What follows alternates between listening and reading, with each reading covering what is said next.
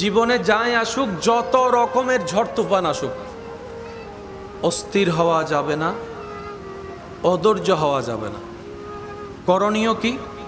যা হওয়ার হোক, যেমন হওয়ার হোক, আমাদের একজন মালিক, তিনি সবকিছু দেখেন, তিনি সবকিছু শুনেন, এমন একজন মালিক।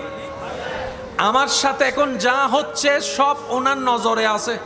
আমাদের সাথে যা হচ্ছে সবকিছু ওনার নজরে, আর উনি চাইলে সেকেন্ডে রাত দিন হয়ে যায়, দিন রাতে রূপান্তর হয়, যিনি কোন বললে ফায়াকুন হয়ে যায়, এমন একজন মালিক আমাদের।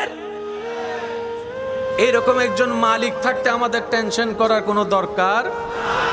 আমাদের কাজ হচ্ছে যে ওনার হুকুমের অপেক্ষা করা। উনি যাই দিবেন সেটাই খুশি মনে আমরা আপন করে নিব।